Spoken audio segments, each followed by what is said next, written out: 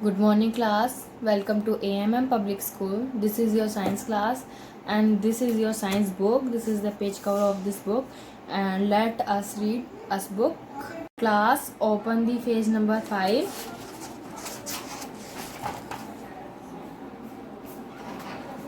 This is your chapter 1, and the chapter name is nutrition in plants. सबसे पहले आप बच्चों डेट डालेंगे आज की 17 अप्रैल 2021.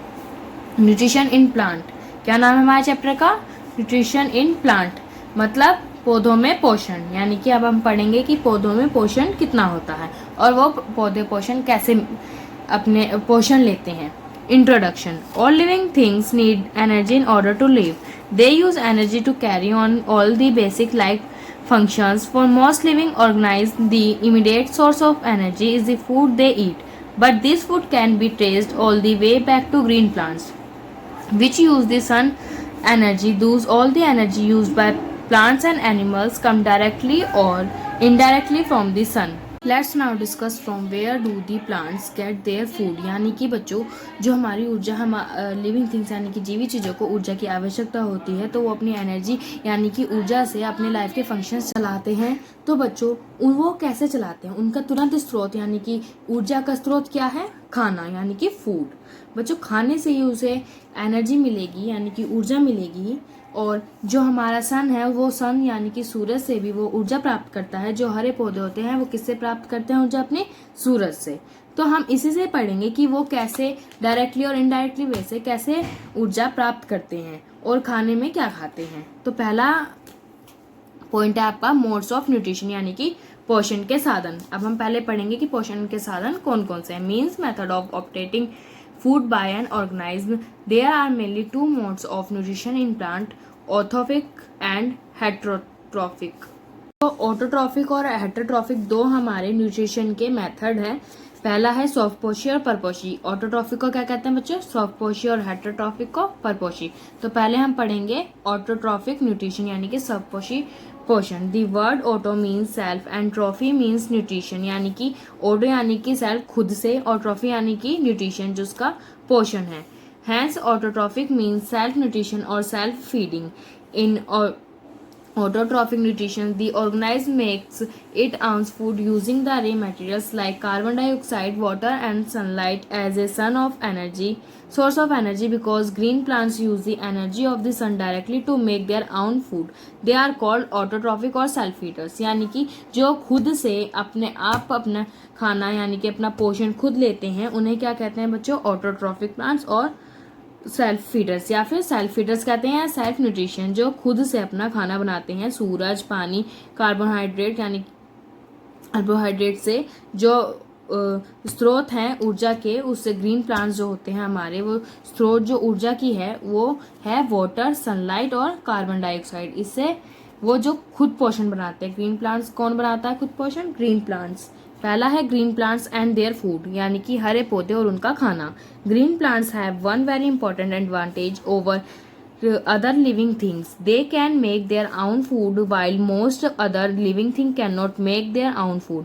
Plants make food by the process of photosynthesis. This process is the largest and most important manufacturing process in the world. बच्चों हरे पौधों के लिए सबसे इम्पोर्टेंट यानी कि सबसे ज़रूरी एडवांटेज कौन से? कि वो जीवित हैं. तो उनका खाना वो कैसे बनाते हैं? वो किस प्रोसेस से अपना खाना खुद बनाते हैं? वो बनाते हैं फोटोसिंथेसिस. किससे? फोटोसिंथेसिस यानी कि प्रकाश संश्लेषण. प्रकाश संश्लेषण एक सबसे बड़ा प्रोसेस है हमारा, जो सबसे इम्पोर्टेंट है हमारे लिए, पौधों के लिए, ताकि वो अपना खाना बना सके. तो हम इस फोटोसिंथेसिस यानी कि प्रकाश संश्लेषण के बारे में पढ़ेंगे. In photosynthesis the sunlight energy is captured by कोलोग्राफी. The green substance in plants special their leaves. The sun's energy is used to combine water from the soil and carbon dioxide from the air. The food made by this combination is sugar called glucose. Glucose is used by the plant for growth and repair of its parts. जो photosynthesis में सूर्य की ऊर्जा यानी कि सूर्य की रोशनी जो होती है वो कैप्चर करती है. कौन करता है? क्लोरोफिल यानी कि पर्णहरित. The green substance in plants is special their leaves. यानी कि हरे पौधों के लिए उनकी पत्तियां सबसे ज़्यादा ज़रूरी होती हैं जो वो सूरज की ऊर्जा से कंबाइन, यानी कि सूरज की ऊर्जा, पानी, मिट्टी, कार्बन डाइऑक्साइड और वायु उसे मिलाकर क्या बनाती है, वो अपना खाना बनाती है। और उसमें क्या मिलाती है बच्चों उसके साथ, शुगर यानी कि चीनी, जो बन जाता है ग्लूकोज। तो ग्लूकोज से क्या होता है, पौधों को ग्रोथ मिलती है और जो उसके पार्ट्स होते हैं जो खराब हो जाते हैं वो ठीक करने में मदद करता है। कौन करता है, ग्लूकोज, जो फोटोसिंथेसिस द्वारा बनाया जाता है। ग्लूकोज कैन बी, टर्न बच्चों paper, glucose can be stored in special areas in the roots and stems. Photosynthesis also yields a waste product, oxygen vital from animals. Photosynthesis is a complicated process, although an equation can be used to sum up what occurs. An equation is the scientist's shorthand for describing a reaction. This is the equation for photosynthesis. क्या है बच्चों, ये हमारी equation है। इन photosynthesis carbon dioxide enters the leaves through the stomata. Stomata are opening in the surface of leaves. Stomata also permit oxygen to pass out of the leaf into the air. यानी कि बच्चों जो हमारा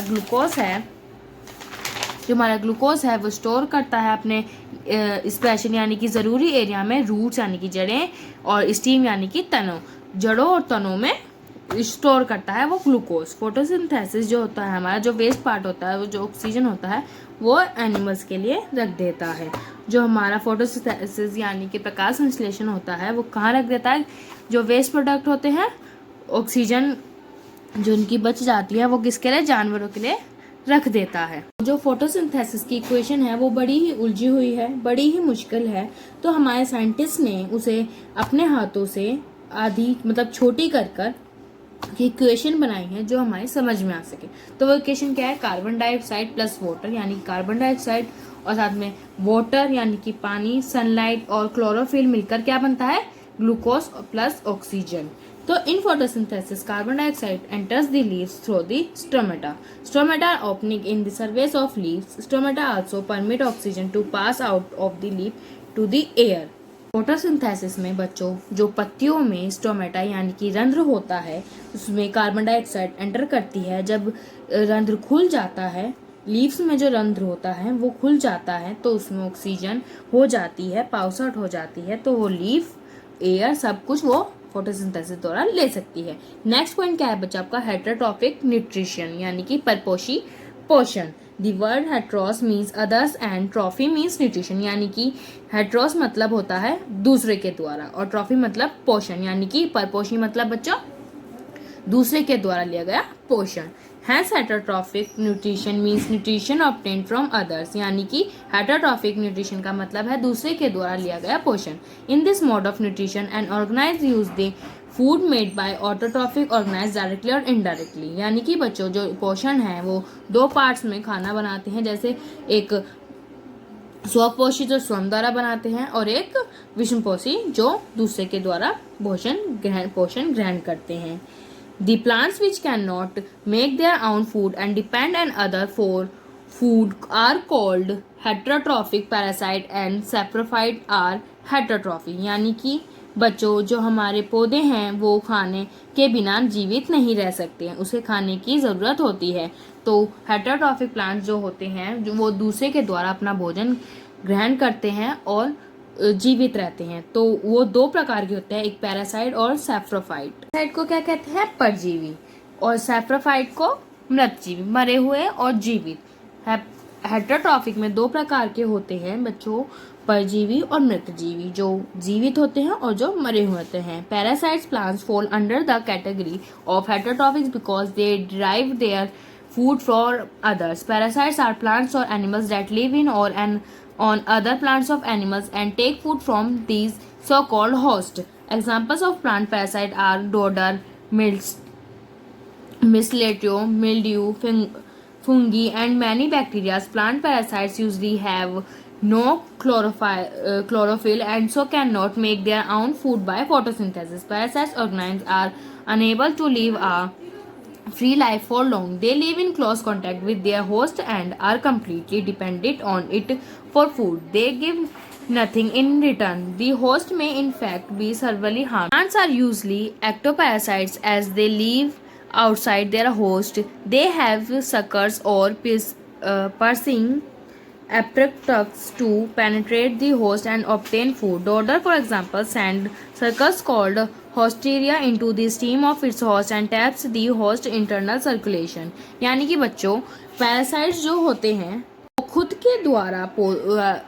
के द्वारा भोजन नहीं बनाते हैं, वो दूसरे के द्वारा बनाते हैं। परजीवी यानी कि जो जीवित होते हैं, हेट्रोट्रॉफिक में जो जीवित पौधे होते हैं वो खुद से नहीं दूसरे के द्वारा पोषण प्राप्त करते हैं, पोषिता प्राप्त करते हैं। होस्ट को बच्चे क्या कहते हैं? पोषिता।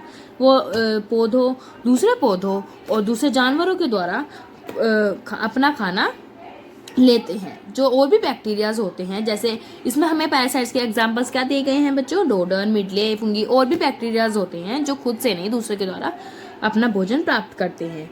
वो उनमें क्लोरोफिल नहीं होता है और वो फोटोसिंथेसिस यानी कि प्रकाश संश्लेषण के द्वारा अपना खाना नहीं बनाते हैं। तो और भी जो पैरासाइट्स हैं वो अपना खाना दूसरे पे डिपेंडेंट, वो अपने खाने के लिए दूसरे पर डिपेंडेंट रहते हैं, यानी कि दूसरे के द्वारा ही खा सकते हैं। और जो एक्टोपैरासाइट्स होते हैं वो बाहर के जो पोषित है वो बाहर से प्राप्त करते हैं, यानी कि जो पहले वाले पैरासाइट थे वो खुद से यानी कि अंदर से अपने खाना ले लेते हैं। जो एक्टोपैरासाइट्स होते हैं वो बाहर द्वारा अपना खाना लेते हैं, खाना खाते हैं। डोडर, जैसे कि हमें एग्जाम्पल में दिया गया है बच्चों, डोडर उसे क्या कहते हैं? हस्टेरिया, जो स्टीम यानी कि तनों में होता है। टैप्स, इंटरनल सर्कुलेशन, जो उसका अंदर का सर्कुलेशन होता है वो उसके द्वारा नहीं बाहर के सर्कुलेशन से अपना खाना खाता है। नेक्स्ट क्या है बच्चों आपका? सैप्रोफाइट्स यानी कि मृत जीवी। Saprophytes obtain there food from dead and decaying organ matter of dead plants, dead animals or rotten bread etc. Sapro means rotten, so a saprophytic plants drawn its food for rotten leaves, dead animals and household waste like rotten bread etc. Fungi like models, mushrooms, yeast and many bacteria are saprophytes. We know that fungi and bacteria are a kind of plants, so we can also say that saprophytes are the plants which feed on dead and decaying organ matter. The saprophytes break down the complex organic molecules present in the dead and decaying matter and convert them into simpler substance. Remember, several fungi and bacteria are parasite also. यानी कि बच्चों जो saprophytes होते हैं वो मृतजीवी यानी कि मरे हुए पौधे होते हैं, वो मरे हुए चीज़ों से अपना खाना खाते हैं। जैसे मरे हुए जो मर जाते हैं पौधे, जो मर जाते हैं जानवर, उसके द्वारा अपना खाना, अपना भोजन बनाते हैं।